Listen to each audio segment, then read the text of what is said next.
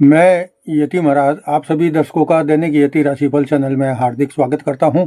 आज मैं आपको इस वीडियो में 18 जनवरी से 24 जनवरी 2026 तक का साप्ताहिक राशिफल बताऊंगा और इस सप्ताह में चंद्रमा का गोचर कब से कब तक किस किस राशि में रहेगा यह भी मैं आपको बताऊंगा। आप लगातार मेरे चैनल से जुड़े रहिए और वीडियो को शुरू से अंत तक ज़रूर देखें। अगर वीडियो देखने के बाद में पसंद आए तो आप इसे लाइक भी करें। इस सप्ताह में 19 जनवरी को माघ मास की गुप्त नवरात्रि शुरू हो रही है और 23 जनवरी को बसंत पंचमी का त्यौहार भी मनाया जाएगा। तो आप अगर माँ सरस्वती जी का आशीर्वाद पाना चाहते हैं, माँ सरस्वती जी के परम भगत हैं, तो नीचे कमेंट बॉक्स में आप जय माँ सरस्वती जरूर लिखें।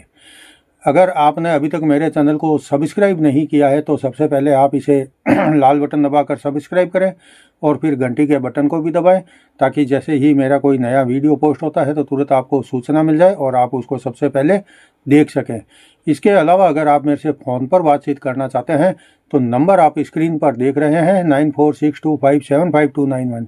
इस नंबर पर आप मुझे केवल रविवार को सुबह 10 बजे से 11 बजे के बीच में फ़ोन करके बातचीत कर सकते हैं या फिर कोई एक ज्योतिष का सवाल उस समय 10 से 11 बजे के बीच में रविवार को पूछ सकते हैं।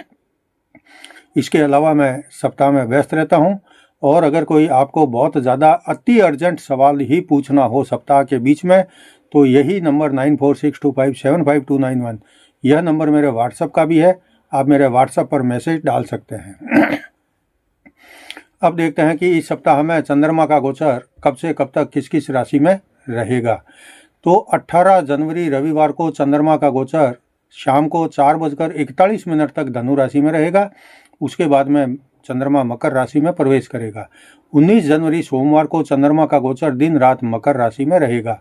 20 जनवरी मंगलवार को चंद्रमा का गोचर मध्य रात्रि 1:35 तक मकर राशि में रहेगा।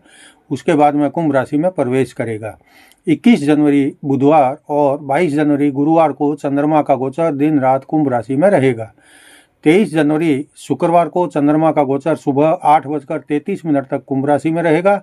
उसके बाद में मीन राशि में प्रवेश करेगा और सप्ताह के अंतिम दिन 24 जनवरी शनिवार को चंद्रमा का गोचर जो है दिन रात मीन राशि में रहेगा। इस प्रकार से अगर देखें तो इस सप्ताह में चंद्रमा का गोचर धनु मकर कुंभ और मीन इन 4 राशियों में रहेगा और मेरा ये जो राशिफल है यह भी चंद्रमा के इसी गोचर पर आधारित है। और आप मेरे वीडियो में आपकी जो राशि देखते हैं वह आपकी जो जन्म की राशि है उस राशि के अनुसार मेरे वीडियो में अपनी राशि देखें। अब बढ़ते हैं आगे और देखते हैं कि यह सप्ताह सभी राशि वालों के लिए कैसा बीतेगा। शुरुआत करता हूँ मेष राशि से। मेष राशि के लिए इस सप्ताह में चंद्रमा का गोचर जो है 9वें भाग्य स्थान में, 10वें कर्म स्थान में, 11वें लाभ स्थान में और सप्ताह के अंतिम दिन 12वें खर्च भाव में रहेगा। आपके लिए सप्ताह का अंतिम दिन छोड़ दे तो पूरा सप्ताह आपके लिए अच्छा बीतेगा। सप्ताह के शुरू में ही भाग्य आपका साथ देने लगेगा और आपके सभी पुराने रुके अटके काम आगे बढ़ने लगेंगे। आपकी पुरानी उधारी के जो पैसे हैं वह भी आने के योग इस सप्ताह में बन रहे हैं। आप किसी धार्मिक स्थल की यात्रा पर जा सकते हैं। पिता से संबंध जितने मधुर रहेंगे उतना आपके काम में बरकत होती रहेगी। सप्ताह के बीच में आपका व्यापार और कारोबार भी काफ़ी अच्छा चलेगा। कोई नया काम शुरू करना चाहते हैं तो इस सप्ताह के मध्य में आप कर सकते हैं। आपकी मेहनत का लाभ इस सप्ताह में मिल जाएगा और आपकी आर्थिक स्थिति भी अब पहले से मजबूत बनेगी। आपको रोजगार के लिए अब ज़्यादा घूमना नहीं पड़ेगा। जल्दी ही कोई अच्छा जॉब अथवा नौकरी मिलने के प्रबल योग बन रहे हैं।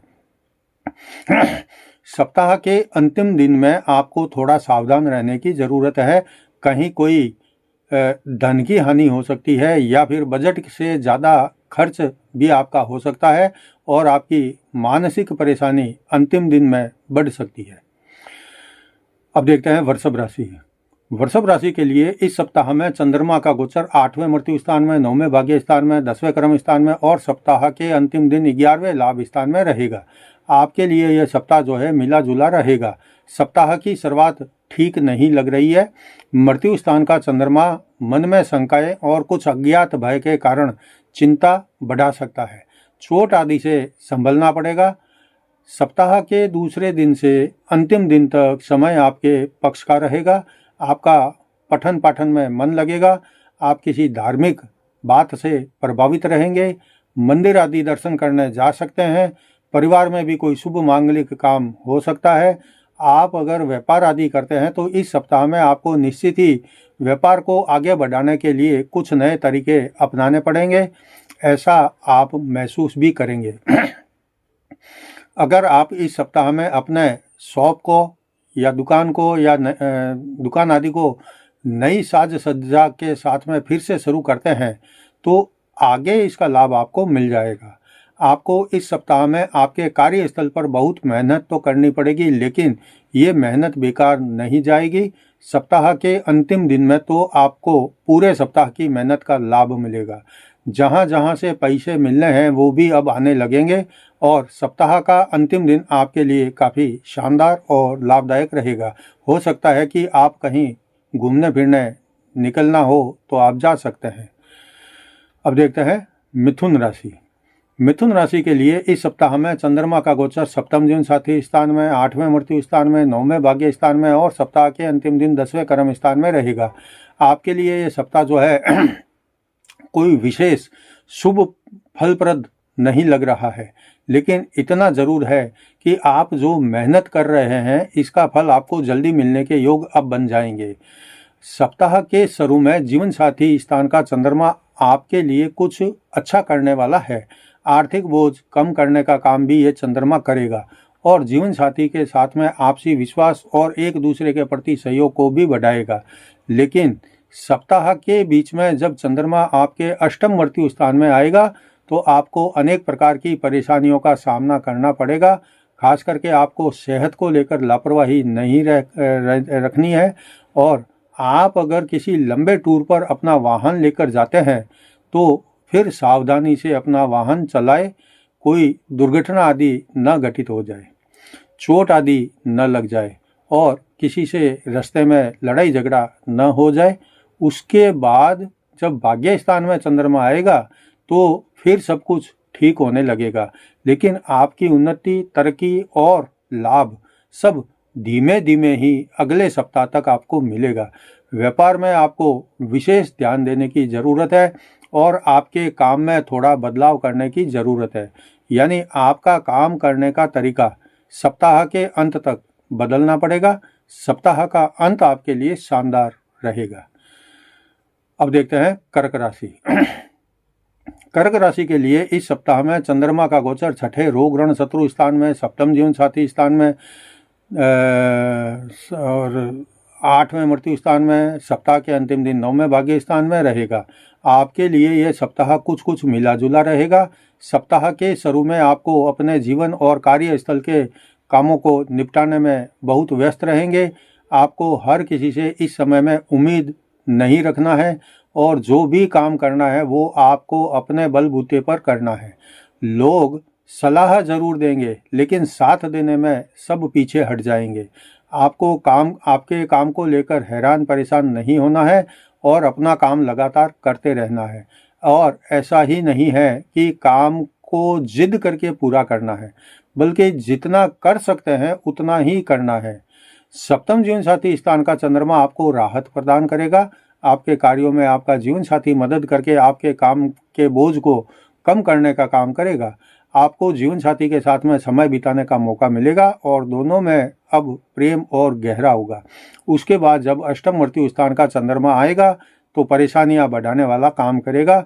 जो काम चल रहा है उसमें रुकावट आएगी और आपकी चिंता बढ़ सकती है और सेहत पर भी इसका असर पड़ने की संभावना है। उसके बाद नवम स्थान में चंद्रमा आएगा तो आपके लिए सुख और अच्छे दिन आने का संकेत लेकर आएगा और सप्ताह का जो अंतिम दिन है वह अच्छा रहेगा। अब देखते हैं सिंह राशि। सिंह राशि के लिए इस सप्ताह में चंद्रमा का गोचर पंचम संतान और शिक्षा स्थान में, छठे रोग ऋण शत्रु स्थान में, सप्तम जीवन साथी स्थान में और सप्ताह के अंतिम दिन 8वें मृत्यु स्थान में रहेगा। आपके लिए यह सप्ताह जो है सफलता और अनेक रुके कार्यों को पूर्ण होने वाला शुभ संदेश लेकर आया है। बस सप्ताह के अंतिम दिन को छोड़ दें तो बाकी पूरा सप्ताह बहुत उत्तम किस्म से आपका बीतेगा। सप्ताह के शुरू में ही आपकी व्यस्तता बहुत बढ़ जाएगी। अगर आप शिक्षक हैं या शिक्षा से संबंधित व्यापार से जुड़े हैं तो इस सप्ताह में आप पर काफ़ी जिम्मेदारी रहेगी। आपको यात्रा भी करनी पड़ सकती है या फिर इस सप्ताह में आप रोटी रोजी रोजगार को बढ़ाने के लिए कोई बड़ा निर्णय भी ले सकते हैं। आपकी आय बढ़ेगी। कर्ज से भी मुक्ति मिलने के अब संकेत मिलने लगे हैं और इसके अलावा आपका व्यवहार इस सप्ताह में बहुत विनम्रता से भरा और ज्ञान बढ़ाने वाला रहेगा। आप अगर विवाहित है तो इस सप्ताह में रिश्तेदार के यहाँ कहीं दूर मिलने भी आप जा सकते हैं।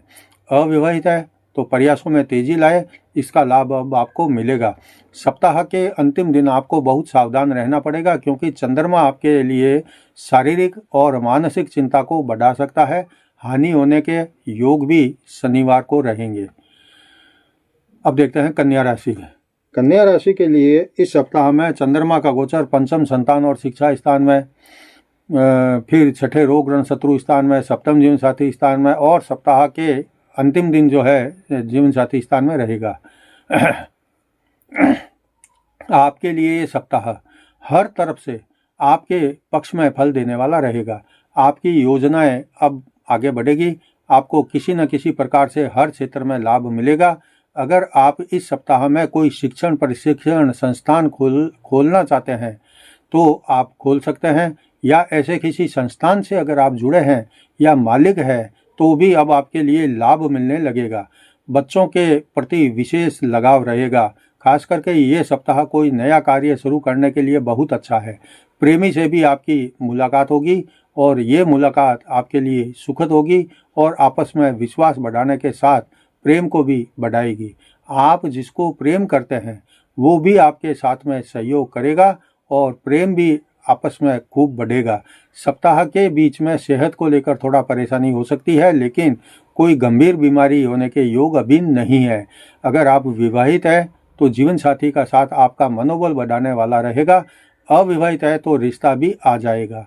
ऐसा इस सप्ताह में मेरा अनुमान है। छोटे छोटे काम इस सप्ताह में बड़ा लाभ प्रदान करने वाले रहेंगे और खास करके सप्ताह का अंतिम दिन आपको पॉजिटिव विचारों के साथ खुशियां प्रदान करने वाला रहेगा। अब देखते हैं तुला राशि। तुला राशि के लिए इस सप्ताह में चंद्रमा का गोचर तीसरे भाई बहन स्थान में, चौथे सुख और माता स्थान में, पंचम संतान और शिक्षा स्थान में और सप्ताह के अंतिम दिन छठे रोग ऋण शत्रु स्थान में रहेगा। आपके लिए ये सप्ताह आपकी उन्नति, प्रगति और आत्मबल को बढ़ाने वाला रहेगा। आपको हर समय अपने काम को लेकर काफ़ी तैयारियां करनी पड़ेगी और जितने भी काम अधूरे या पेंडिंग है उनको अब इस सप्ताह में पूरा करना पड़ेगा। आपकी मेहनत भी रंग लाएगी और इस सप्ताह में लाभ मिलेगा। भाई बहनों के साथ में संपर्क बढ़ेगा। इस सप्ताह में काफ़ी खरीदारी करने का मौका मिलेगा। विशेष में इस सप्ताह में वाहन सुख आपके लिए बहुत अच्छा है और भूमि भवन से लाभ मिलेगा। आपके परिवार में खुशियां बढ़ेगी। आर्थिक स्थिति में अब धीमे धीमे सुधार होने लगेगा। संतान पक्ष मजबूत रहेगा। संतान की उन्नति के समाचार मिलने के योग हैं। जिनके संतान नहीं है वो अब इस सप्ताह में प्रयास करें। सप्ताह में आपकी कोई छोटी बड़ी यात्रा हो सकती है, ऐसा योग बन रहा है। अगर कोई मौका मिलता है यात्रा करने का तो यात्रा जरूर करें, उसका लाभ आपको मिलेगा। आपको पारिवारिक सहायता मिलने से आपका मनोबल बढ़ेगा। सप्ताह के अंत में कितना भी जरूरी क्यों न हो,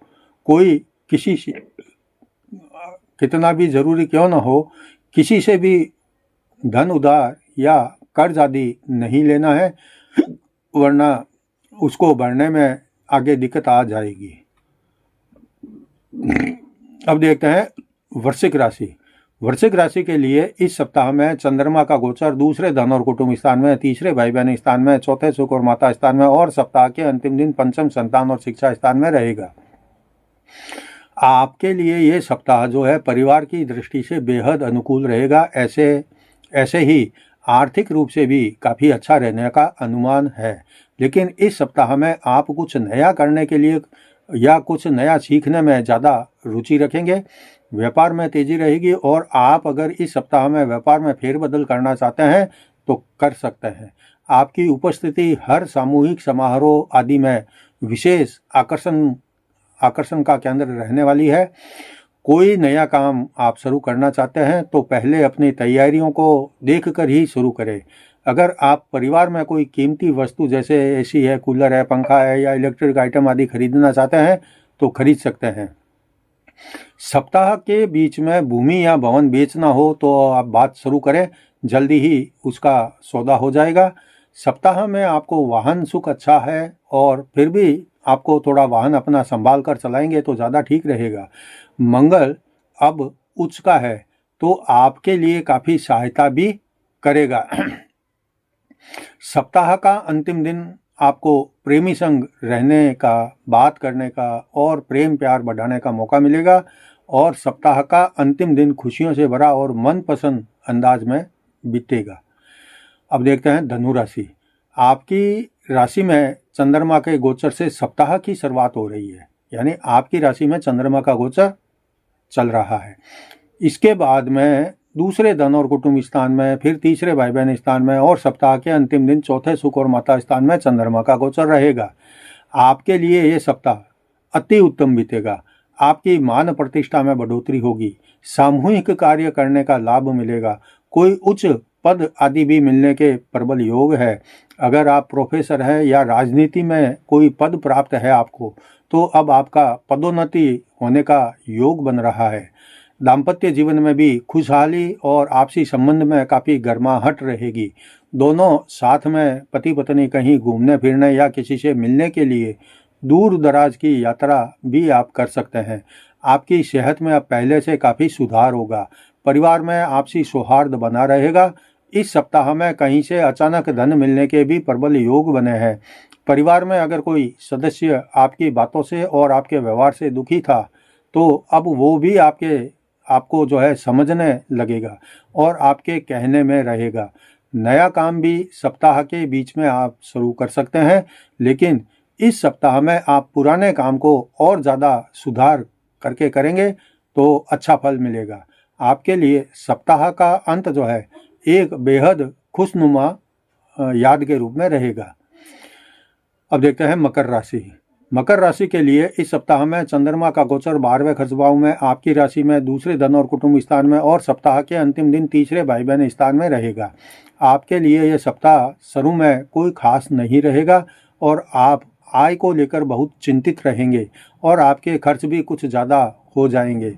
लेकिन अगर विदेश से आपकी आय होती है तो उसमें बढ़ोतरी होगी, लाभ मिलेगा। आपको नए संपर्कों से भी सप्ताह के बीच में लाभ मिलेगा। ये सप्ताह तो ऐसा है कि आप जितना अपने काम पर ध्यान देंगे उतना आपके लिए अच्छा रहेगा, क्योंकि सप्ताह में आपकी राशि से चंद्रमा गुजरने वाला है। इसलिए आपको सकारात्मक सोच को रखते हुए अपने काम को आगे बढ़ाने के प्रयास तेज करने पड़ेंगे। इस सप्ताह में आपकी राशि में उच्च के मंगल के साथ में सूर्य का गोचर है और अंगारक योग बना हुआ है। हालांकि मंगल अस्त है, इसलिए सावधान रहकर आप काम करेंगे तो अच्छा रहेगा। ये समय आपकी मान प्रतिष्ठा को हानि पहुंचा सकता है और परिवार में कलेश भी करवा सकता है, इसलिए आप अपने आप को नियंत्रित रखें। खास करके बुरे लोग आपको अब भटकाने का प्रयास कर सकते हैं। सप्ताह का अंत सामान्य और परिवार के साथ में बीतेगा। अब देखते हैं कुंभ राशि। कुंभ राशि के लिए इस सप्ताह में चंद्रमा का गोचर 11वें लाभ स्थान में 12वें खर्च भाव में आपकी राशि में और सप्ताह के अंतिम दिन दूसरे धन और कुटुंब स्थान में रहेगा। सप्ताह की शुरुआत शानदार और लाभदायक हो रही है। लाभ स्थान का चंद्रमा आपके लिए अब कुछ अच्छे प्रोजेक्ट में इन्वेस्टमेंट करवाने के लिए सही समय रहेगा।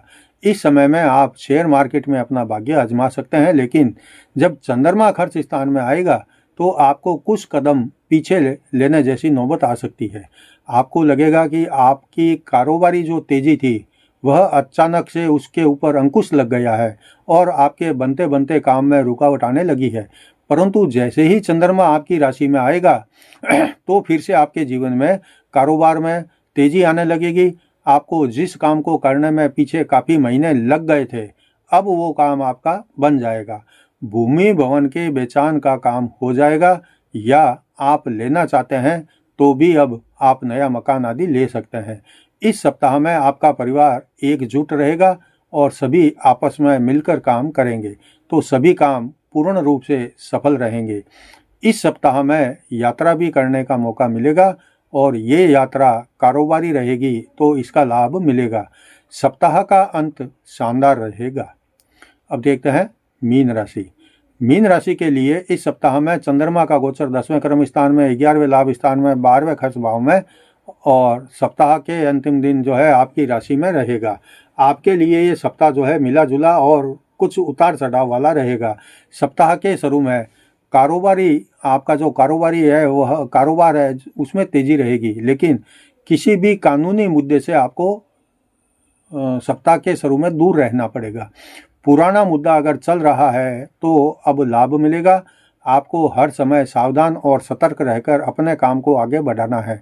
नया काम भी आप शुरू कर सकते हैं और अगर आप बेरोजगार हैं तो रोजगार मिलने के योग हैं। अगर आप नौकरी करते हैं तो जल्दी ही अब आपके लिए वेतन वृद्धि और प्रमोशन होने के योग बनेंगे। लाभ स्थान में उच्च का मंगल आपके अनेक बाधाओं को दूर करके आपके लिए आगे के रास्ते खोलने का काम करेंगे, लेकिन सूर्य के साथ होने के कारण कुछ मामले उलझ भी सकते हैं। आपकी आर्थिक स्थिति में भी स्थिरता ही रहेगी। परिवार पर ध्यान देने की आपको ज़रूरत है। इस सप्ताह में परिवार में कोई शुभ मांगलिक काम होने के संकेत मिल रहे हैं। सप्ताह का अंत आपके लिए शानदार और खुशियां बढ़ाने वाला रहेगा। यह था आज के वीडियो में 18 जनवरी से 24 जनवरी तक का साप्ताहिक राशिफल। अगर आपको वीडियो पसंद आया है तो आप इसे लाइक करें और ज़्यादा से ज़्यादा शेयर करें और नीचे कमेंट बॉक्स में माता सरस्वती जी का अभिवादन करें और जय माँ सरस्वती लिखकर उनका आशीर्वाद ग्रहण करें। कल मैं आपको फरवरी महीने का मासिक राशिफल बताऊंगा। तब तक जय जिनेंद्र।